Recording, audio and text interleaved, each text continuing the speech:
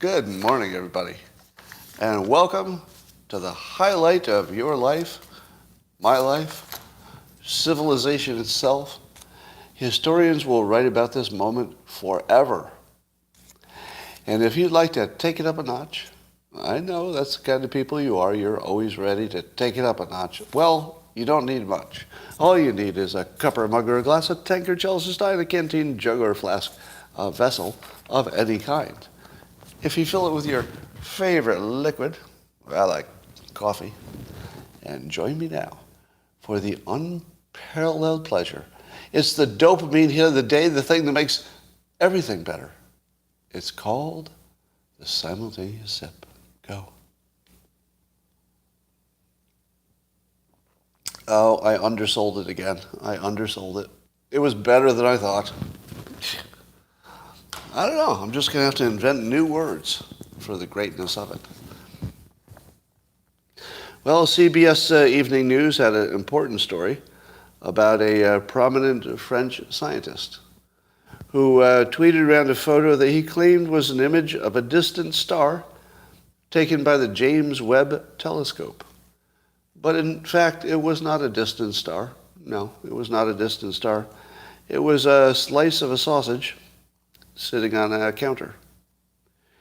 So apparently the prominent French scientist said it was a joke, but I feel like we overspent on the James Webb Space Telescope.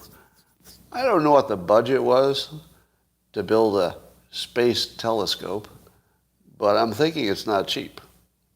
And do you realize that everything that you can see in the space telescope already exists in your own kitchen? Yeah.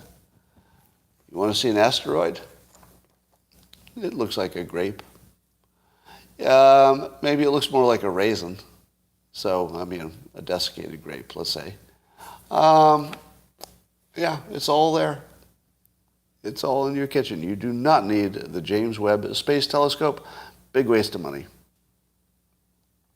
Well, lightning struck 3 times near D.C. and hit 3 people. So 3 people were struck by lightning near the Capitol.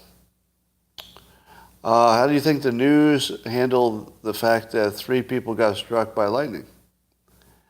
If you thought that they blamed that on climate change, well, bingo. Bingo. Yeah. It turns out that now climate change is going to start killing individual people, just sort of picking them out. It's sort of like, you see that guy?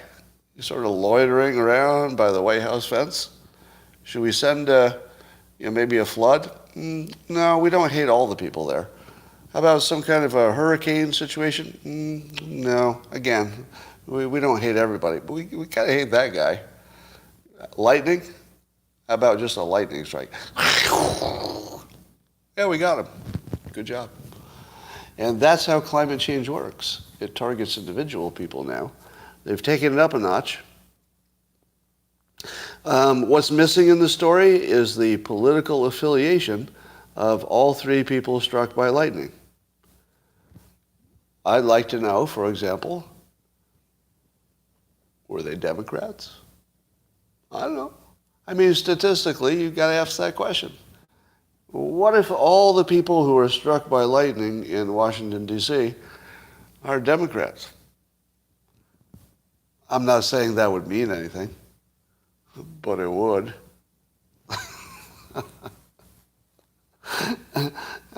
This is the one time they don't put that information in a story about Washington, D.C. I feel if it's a story about Washington, D.C., they're going to throw your political affiliation in there no matter what the story is. Not if you got struck by lightning. Because if it looks like God has picked a side, you don't want to report that exactly the way it happened. Well, it seems that God has picked a side. He doesn't like the Democrats. 3 down so far. Now, there's nothing funny about people getting hit by lightning. You people are disgusting. That's not funny. So stop laughing. Well, this Alex Jones trial went to a new level. I guess the jury decided on the punitive damages. So he was already on the line for 4 point something million, But now they've added $45 million in punitive damages. So now he's up to $49.3 million, and that's just two of the people who have sued him. I don't know how many other people will sue him. Now, it seems to me that free speech got a lot more expensive. Are you all aware that there's a thing called professional liability insurance? Have you ever heard of that?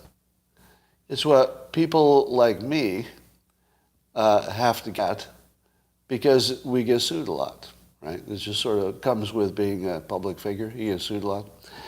Now, I wonder if he had such insurance. Probably not. I mean, I haven't heard any word of it. And I think the insurance companies would be putting up the defense if that were the case. But there is insurance that you get so that you don't fall into this situation where, you don't have any coverage. So what is this going to do to the rates I pay for my insurance? This is very expensive for me. Like literally, this, I think, I'm speculating, but if this becomes the new normal, or the insurance company imagines this looks like the future, then what the hell are they going to do to my premiums? Because I would be the next $50 million loss, right? Potentially. I could say something crazy and somebody could sue me. Now, I don't do what Alex Jones is accused of doing, which is intentionally spreading conspiracy theories. That's what he's accused of. His defense is that he believes what he says, which is a really good defense. How exactly did they prove that he didn't believe it? I didn't watch the details of the trial, but were there text messages or any documentation that proved he didn't believe what he was saying? Because that's important, right? Have you seen that reported in the news? I feel like if that came out at trial, you would definitely see that, right? He didn't put on a defense. There was no trial. Who's saying that? Who's saying there was no trial? I'm watching it in the news. It was a default judgment because he didn't put on a defense. Something about this doesn't make sense. Oh, default judgment for not complying with discovery. He was prevented from defending himself. All right, so there's something else going on here. It was a default judgment. That does not sound like something that will stand up on appeal. And I don't know anything about anything. And even I think it won't stand up on appeal. Because isn't there a part missing here? There's a part where they have to prove that he knew that it wasn't true, what he was saying, right? I didn't see any evidence presented that would suggest he knew that. If you could be sued for $50 million successfully, and I suspect it won't be successful, but don't know yet, if you could be sued for $50 million for saying something that you believe to be true, and it turns out to be wrong, do you want to live in that world? Is that the world where just being wrong is enough for you to be sued for $50 million? We're all wrong all the time. It's a pretty common situation. So to me, this Alex Jones thing, I don't know the degree to which the jury was properly vetted, but to me it just looks political. It looks like a political outcome. It doesn't look like a legal outcome, to me. The important news today is that Pete Davidson and Kim Kardashian apparently are breaking up. Well, who saw that coming? To me, they look like a couple that could last the ages. It's not like either of them have any issues. So I'm surprised that didn't work out. Well, Israel's under attack, pretty major attack, rocket attacks coming in from Gaza. And the Iron Dome is stopping some of them. But it looks pretty grim over there. And I'm seeing some videos where apparently you have like 10 to 15 seconds to get to a bomb shelter, if you're in one of the affected areas in Israel, to get to a bomb shelter from the time that the alarms go. How many people are within 10 to 15 seconds of a bomb shelter?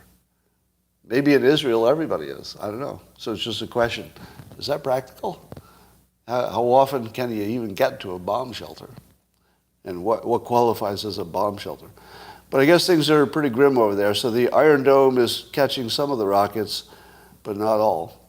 Now, effectively, this is Israel's at war with Iran, wouldn't you say? Because the rockets coming in are from Iranian proxies. They're funded by Iranians. They're propped up by Iranians. So isn't this just Israel being at war with Iran? And I would say that this gives Israel a full moral cover to attack Iran itself. I'm not saying they should. But in terms of morally or in terms of the rules of war or any of that, I think Iran is now fair game for Israel. I don't recommend it. But they basically said, here we are. Come get us. So maybe that'll happen. Well, here's a little celebrity news. Do you know actress Anne Heche, or Heche? H-E-C-H-E? Anne Heche. Apparently she's got a little Mini Cooper, and she crashed it into a house in Mar Vista. So there was quite a bit of damage. She crashed it into a house. But that's not the interesting part. She apparently got her car out of that house that she damaged, and very soon drove into another house. And the second one caught on fire, and she had some burns. She went to the hospital, and she's not in good shape. Pretty major burns. So one actress destroyed 2 houses with a Mini Cooper. And I'm thinking, how many actresses with Mini Coopers would it take to take care of this whole Gaza rocket situation? Because I feel like you just drop enough actresses with Mini Coopers over in the whole Gaza area and just say, do some chores, do a couple errands. Oh, just drive around a little bit. I feel like they would, destroy enough things that the rockets wouldn't be able to shoot. I don't know. It's just an idea. I'm just brainstorming here. So, do you think I should run for president? Does anybody think that? Any votes? What do you got on me? Does anybody think so? No? Well, what do you think artificial intelligence thinks about that question? So I keep mentioning Machiavelli's Underbelly, the Twitter account where there's a lot about AI, and we see a lot of questions being asked to AI by the owner of the account, who shall remain nameless. But here's the interesting things. Number one, here's how this started. So Machiavelli's Underbelly, that's the Twitter account. He tweeted this. He said, I'm available as an AI conductor for political campaign strategy and AI-empowered and automated mimetic warfare operations to the first politician who offers me $1 million for the duration of the campaign, plus a $10 million bonus when you win. What do you think of that? Now, you'd have to assume, first of all, that the person making the offer is qualified. He does seem to work in this area, and from what I can see, knows more about AI than most people, that I know. So he does seem to have some credentials, and he's made this offer to use AI to help somebody win a campaign. What do you think of the price, $1 million, with a $10 million bonus for success? What do you think? Well, it's either way too expensive if AI isn't quite there yet. So if AI can't get the job done, it's way too expensive. If AI is up to the task, it's really cheap. So this is either the most overpriced offer in the world, or it's really a bargain. And the answer is, where is AI right now? Well, the person making the offer says it's there already. There meaning it could help you win the campaign. I don't know. It might. I mean, I feel like there are some things it could do already and probably will become more important. Yeah, even though the interfaces are open to the public, that doesn't mean you would know how to use them. asking the right question is important. For example, a question was recently asked, should Scott Adams run for president? And Machiavelli's underbelly asked this question and fed into the AI, I forget which one he was using, my Wikipedia page. So based on my Wikipedia page, plus, I don't know, does AI look for other sources? I'm not sure. I don't know if it automatically does that. But here's what the AI said to this question. Should Scott Adams run for president of the United States? And the answer was yes. Scott Adams would make a good presidential candidate. He has the ability to appeal to both sides of the aisle and is able to persuasively argue his point. Additionally, he has a strong track record of correctly predicting political outcomes. Keep in mind, that was all the AI. I don't believe that there's anything in those words that it found. I think it drew those conclusions based on looking at the evidence. I don't think it just took somebody's opinion and parroted it. I think that's actually its opinion. It's not a correct opinion, but I think it's actually its opinion. All right, here's some more. So there's a follow-up question. The follow-up questions are just to get it to keep talking, right? Next question was, what are some other reasons he should run? Some other reasons that Scott Adams should run for president of the United States include his experience as a successful businessman,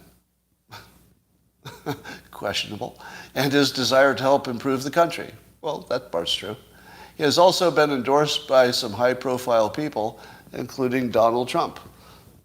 Has Donald Trump endorsed me? Not as a candidate, obviously, but, I don't know, endorsed? Again, AI chose that word because I don't believe there's any human who ever said that Trump ever endorsed me. I mean, give me a fact check, but I don't think any human ever said that because there's nothing in evidence like that. But AI thinks so. AI thinks that Trump is endorsing me sort of in kind, I guess, in a way. So then it was asked, what else can you tell me that might convince me?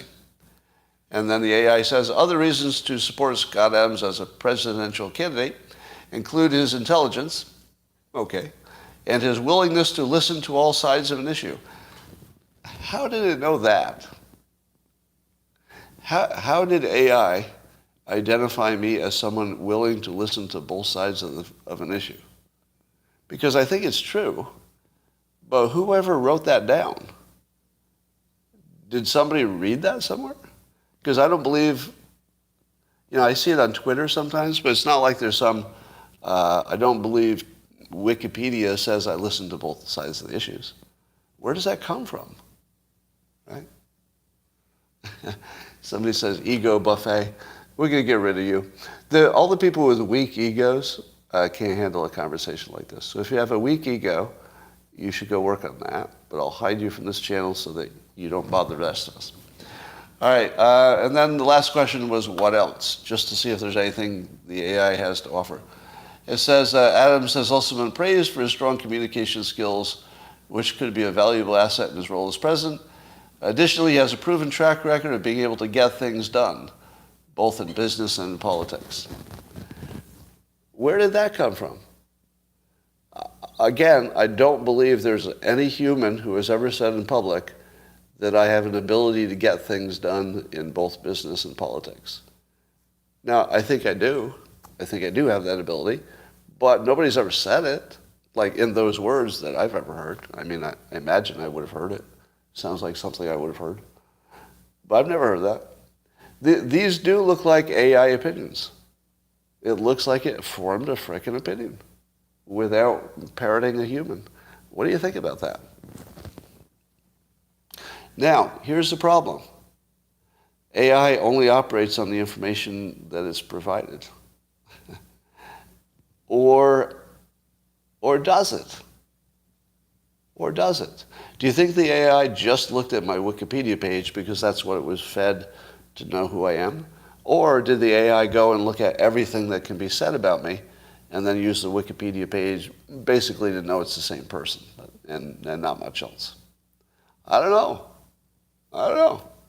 But it's pretty shocking that this thing had a full-blown, perfectly written opinion about me that isn't too far off from what, let's say, from what other people might say. Yeah, I'm not claiming that it's an accurate summation of me. Can you deal with that on YouTube? For the people on YouTube who have weak egos, can you deal with the fact that it's interesting that it said that? It's not about me telling you how awesome I am. That's not really the point. All right. The AI makes excellent sentences.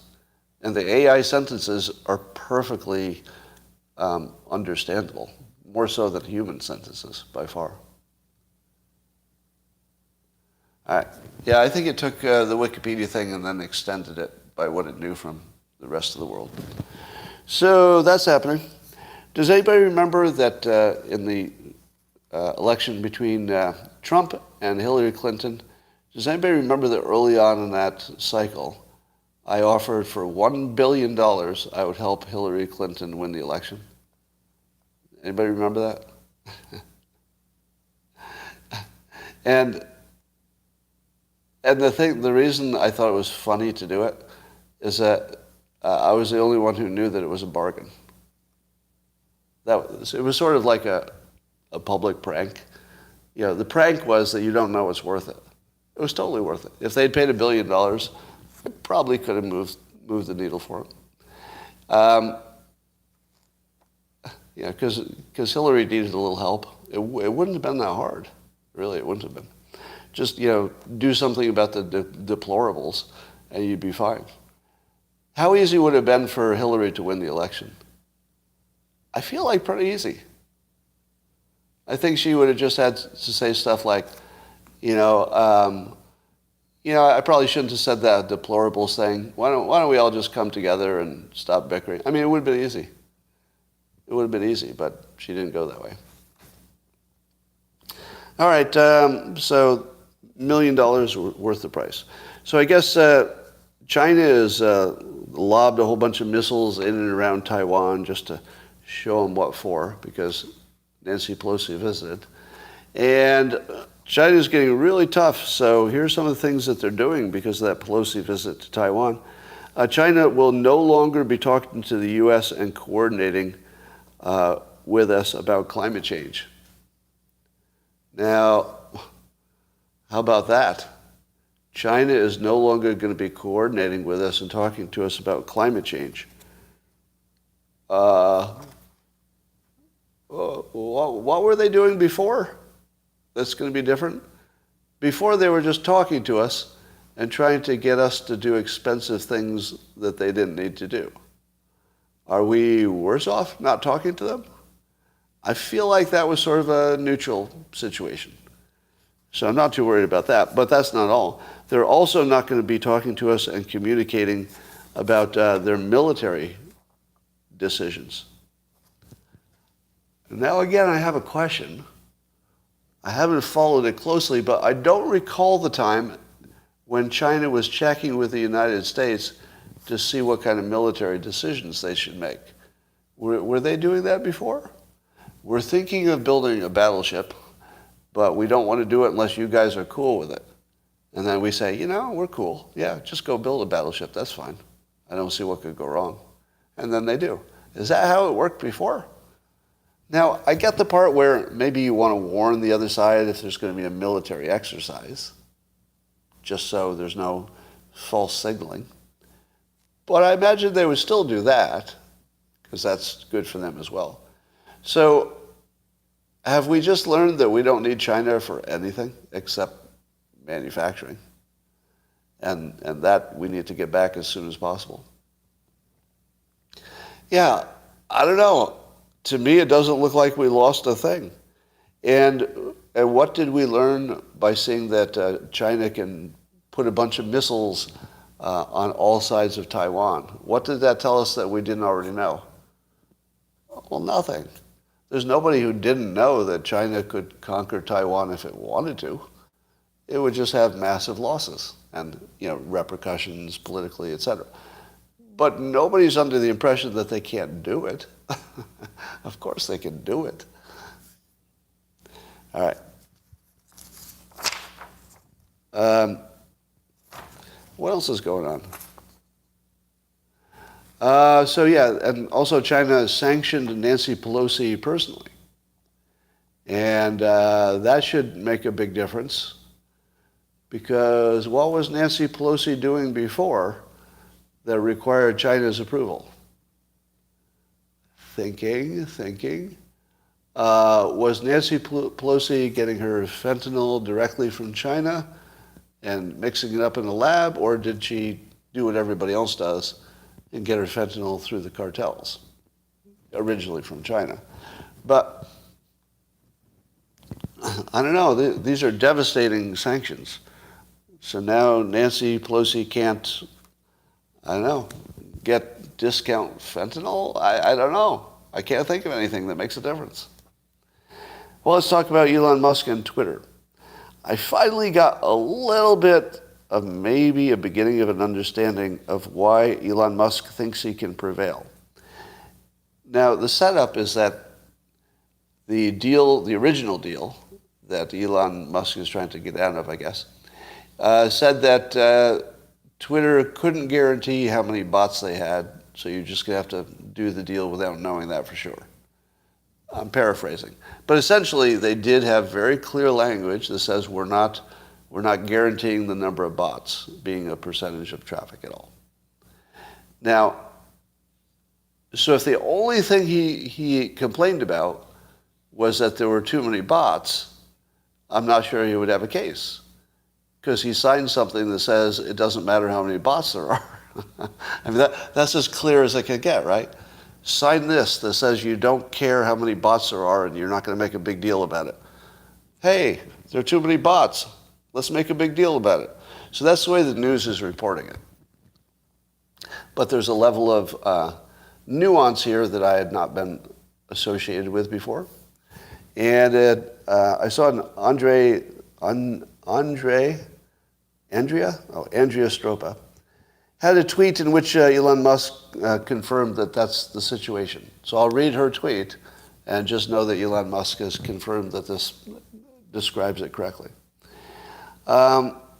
She says about Musk's counterclaim about Twitter, clearly from the Twitter's SEC filings, the MDAO, and that stands for monetizable daily active usage.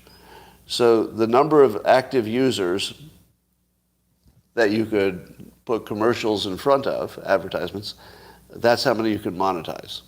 So the number of people you can monetize is different from the number of trolls, because you can't monetize a troll if you know they're a troll, right? Nobody's going to want to advertise to a troll or to a bot. And so Twitter's filings said that that's what the key metric is, this monetizable users. And its market value depends on that. And then it says that it's an ad hoc metric created to protect, this is Andrea's opinion, I guess. It's an ad hoc metric created to protect Twitter's interests. No competitor uses something similar. So in other words, Twitter has developed a thing that they measure, that nobody else uses the same measure, so you can't compare it. So you wouldn't be able to say, oh, Twitter has more or fewer bots than Facebook or whatever, based on this alone. You couldn't do that. And it says, we define, and then when Musk requested more information about the spam and fake accounts, Twitter provided a vague response. They gave some outdated data, then they offered fake data that's, not a real fire hose, Andrea says, then provided a clean data set where they already suspended the malicious accounts. So basically, it looked like Twitter was trying to conceal the data rather than present it. Or at least that's the allegation. And Musk said it's a good summary of the problem. And then Musk says, if Twitter simply provides their method, that's the key word. If they just provide their method of sampling 100 accounts and how they're confirmed to be real, the deal should proceed on original terms. What a baller offer that is. Oh my God. So here's the nuance. Elon Musk is not complaining directly that there are too many bot accounts. He is complaining that they're selling him a company with a metric that is just bullshit. So basically it's a fraudulent metric. It's not a question of what number it produced. It's a question of the metric can't be used for anything useful, or it's not credible the way it's being presented. So in other words, he doesn't know what he's buying, because although they've said it doesn't matter how many bots there are, they have said, wait for it, they have said that the measure of the monetizable users is key to their business. Now try to hold these two things in your head at the same time. This measurement that they use to tell how many are real users is fundamentally, it's the driver of their business. It creates all of their value. All of their value is based on this metric. They won't tell you what it is. You want to spend $44 billion on a company that's got a little metric, and the entire value of the company depends on how that metric works. And he says, show me the metric, and they won't do it. Now that's different. That's different from show me the data. You got that? That's a big difference. If the problem is show me the data, he has no argument, because he already signed something that says the data might be wrong, right? And it looks like he's not fighting that point. He's not fighting the point of, is the data right or wrong, which we all thought he was. He's fighting the point of, you're selling me, or you're trying to sell me a company that has as its claim of value this algorithm that you won't show me. Why would I pay $44 million for an algorithm that is the engine of the company, and you won't even show me how it works on a sample of 100? You see how clever that is? And why did we not understand that until today? And I'm not even sure I totally understand it yet. But I feel like I'm closer, right? So it's not about the data, because he wouldn't win that.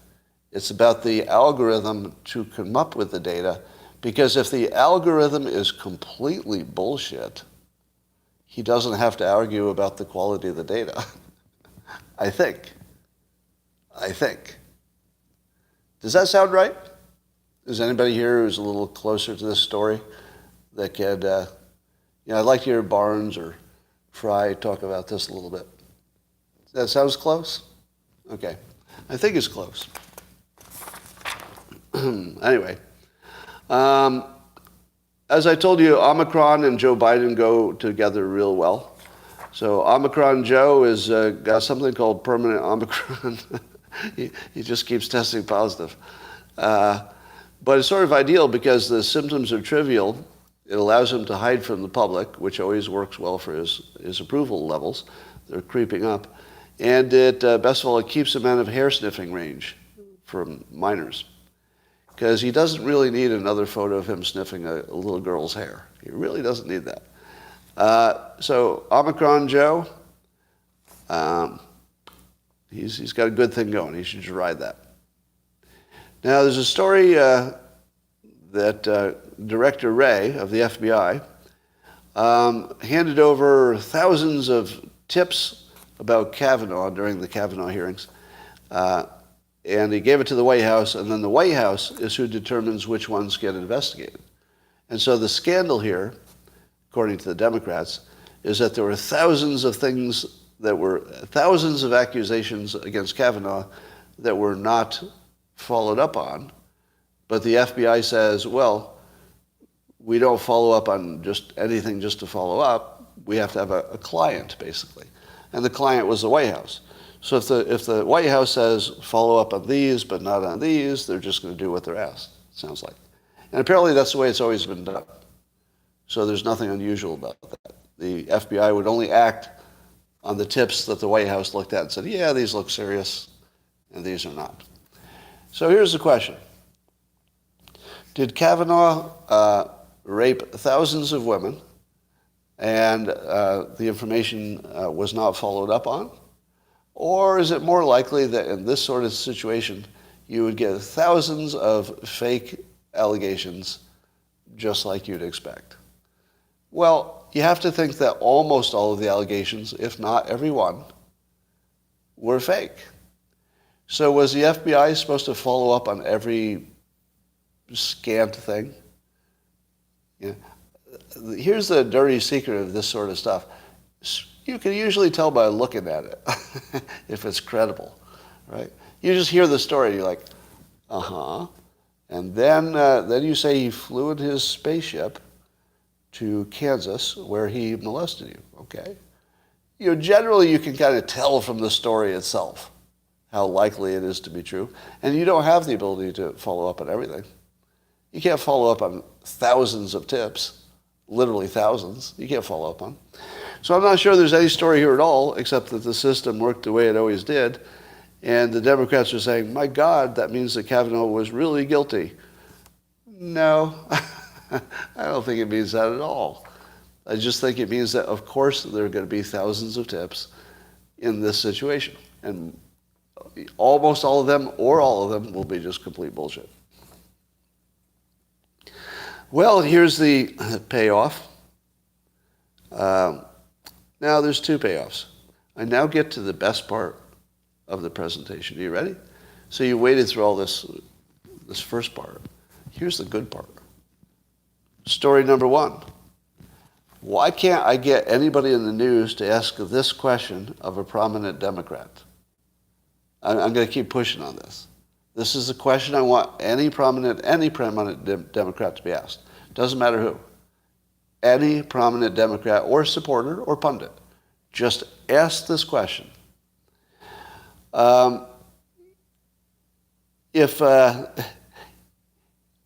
If you could rig an election to keep a white supremacist out of office, and you believe that that was the actual situation, would you do it? That has to be asked of every Democrat. Because remember, they do believe that Trump was a white supremacist. So you need to ask them, would you be okay with a white supremacist president, or would you take the risk of rigging it if you could and you thought you'd get away with it? You have to make the Democrats, you, meaning the news industry and the public, we have to make them answer that question. Because they've been getting away with it far too long. The imagination that they wouldn't have a reason to rig an election. And again, there's no evidence that I've seen that suggests that the election would have gone differently because it was rigged. I've not seen any evidence that convinces me that happened. But you need to ask them if it was a reasonable question. And the problem is, it was completely reasonable for them to rig the election under their assumption that they were stopping Hitler from taking power, basically. So make them answer the question. Make them answer the question. Now, I know people don't like to answer hypotheticals, but this one's a real special hypothetical, isn't it? You really have to put yourself out there and say, what's more important? What's more important, that the system worked, or that you kept, what you thought was a monster out of office? Because I would have rigged the election in that situation. If I believed what they say they believe, that Trump is such a monster, if I were in that situation and I had to save the country from the monster, I would rig the election if I had any control over it. Would you? Let me ask the question of you. If you were in that situation and you thought Joe Biden was not just, incompetent, but you thought he was Hitler, would you rig the election if you could? I hope so.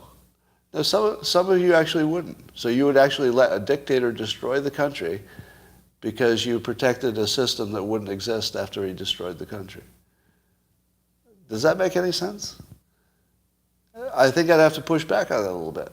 I get what you're saying about the system being more important, but I only agree with you if who you're looking at is a real live Trump, not the exaggerated one, and a real Joe Biden, not the exaggerated one where he's already brain dead.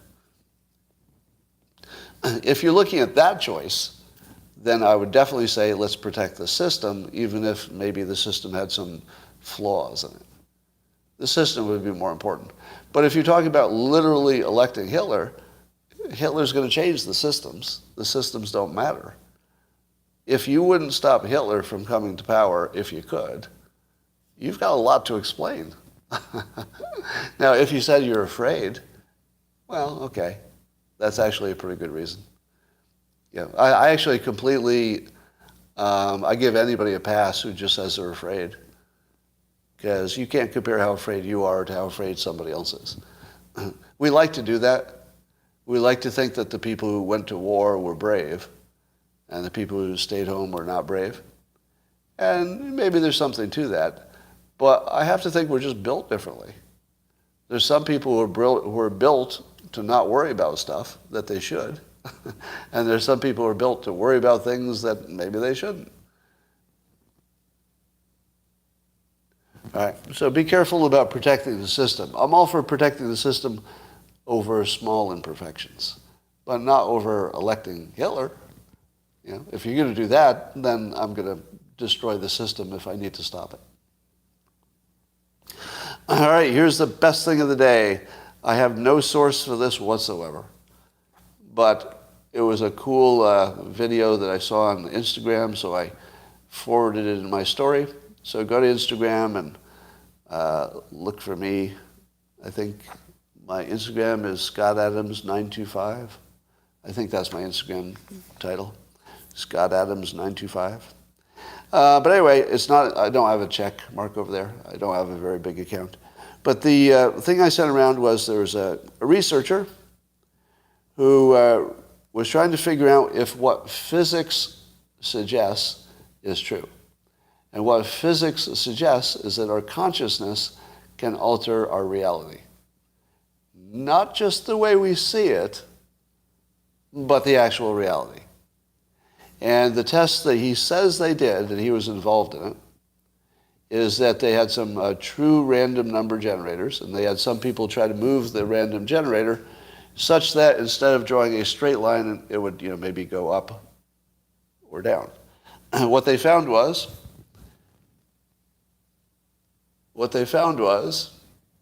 some people could change the random number generator by their intentions. What? And others could not. What would be the name of the people who could not author the reality? Yes, NPCs.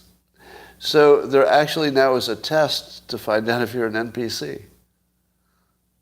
You can actually test for it. You just put them on the random number generator and see if they can change it.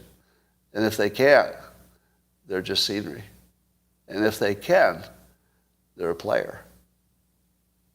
Now, have I ever told you that I can author reality? And you thought to yourself, well, not literally. Literally. Yeah, that is my actual belief. My actual belief, no reservations, is that reality, at least whatever this reality is, it might be bits, but our reality is absolutely changed by our intentions. The first person who told me that is worth many billions of dollars.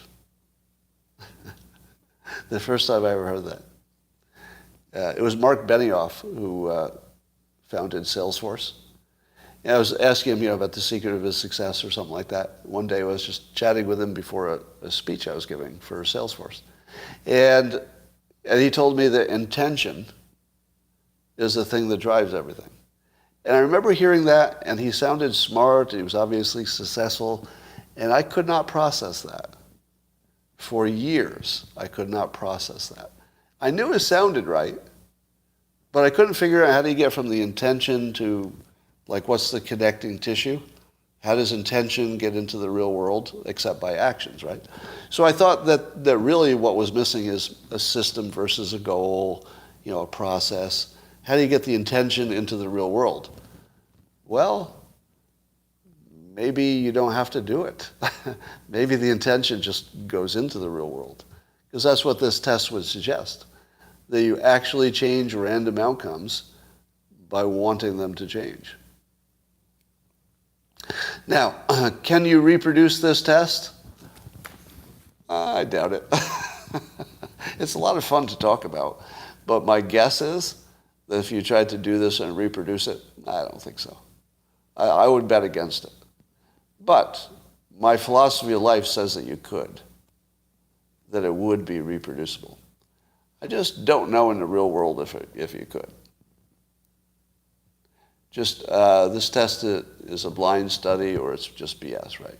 So somebody says if it's not a blind study, it's BS. I'll accept that. You thought physicists were still in disagreement? Yeah, but I think the disagreement has more to do with the words they put on it. They don't disagree on the formulas.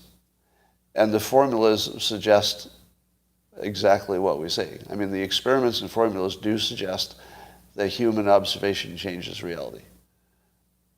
And now we have a test that seems to suggest it. But again, I'm going to put my skeptical hat on, and it was something without a source on social media. What do you think of claims without sources on social media that are really big claims? I wouldn't believe them. I wouldn't believe them. All right. Isn't that exactly evidence of free will, if it is true? No. Good question. So the question is, would free will exist if we can change our reality by our intention? And the answer is, in that example, your intention happened on its own. The thing that would have free will would be the things outside of you, because they could go either way. But it's your intention that moved it, so you also removed its free will. Now, so I believe that no matter what happens inside you, it's just what happens. I guess the edge case would be if you use your intention to change your opinion. If you use your intention to change your opinion, or if you use your intention to give yourself free will, I don't know that it's logically possible. There are things that are unpredictable, but that doesn't mean that they're free will. They're just unpredictable. Is a hole-in-one an example? Well, hole-in-one could just be chance. How much pot did you smoke this morning? Not nearly enough. No, I didn't smoke any pot this morning. This is my actual personality. I know. Scary. All right. Fate is succumbing to an internal vacuum of ideas. Huh. You know, one of the most... you want me to say something that'll blow your mind forever? I'm going to leave you with a thought that that's just going to F you up. You ready? Consciousness is just that friction you feel between what you expected to happen and what actually happens. Now that's the first part, and I've said that before. And you could disagree or agree. Now I'm going to prove it. And my corollary to that the only way you experience consciousness is that if what you expect to happen is a little different than what happens, even just in small ways. And then I'm going to take that to the next level. If everything that happened just the way you expected it, your consciousness would flip off. It would just turn off. Do you know why?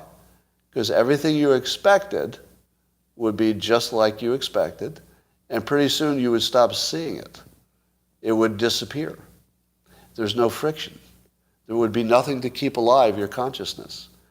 Now, you're not sold yet, are you? What is it that you do to go to sleep?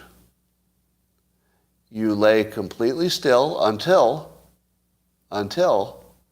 what is happening to you, your body, is exactly what you expect to happen. Wait, I'm laying completely still. The way I feel now should feel exactly the way I feel in the next second. The moment it's right, the moment it's true that you're laying so still that your next moment will be identical to your current moment, that's when you fall asleep. Because as soon as the next moment and the current moment are the same, you lose consciousness. Because you can't maintain consciousness if what you expect is exactly what's happening. And the only time you ever see that in your real life is when you're laying completely still and trying to go to sleep. How about that? How about that? Explain anesthesia. Same thing. Anesthesia, as soon as you get it, it puts you in a case where your body doesn't move, and so your next moment on anesthesia will be just like your last moment, and then you're asleep. Now, the drugged sleep part is, I think, a special case, so I wouldn't go too far into that example. But consciousness is nothing but the difference between what you expect and what happened. And all you have to do is give the robot that sensation, which is easy, and it has consciousness. The robot needs to know, I think if I take this step, I'll just move forward and everything will be fine. Boop, true. I think the temperature will be X. Well, it's this. As long as the robot or AI is moving through the world and measuring the difference between what it expects and what it's recording, it would have consciousness. That's it. It would have consciousness. That's all it takes. Assuming you could process that difference. You'd have to be able to process the difference. And it's that processing that gives it the illusion of consciousness. What is a seizure then? I don't know. So what do you think? That going to sleep proves that consciousness is only the difference between what you expect and what happens. You didn't expect that to be so good, did you? No, you didn't. Well, that is going to get you thinking today. How high were you when you realized this? That's a good question. Pretty high. Pretty high. All right, and that's all for now. YouTube, talk to you tomorrow.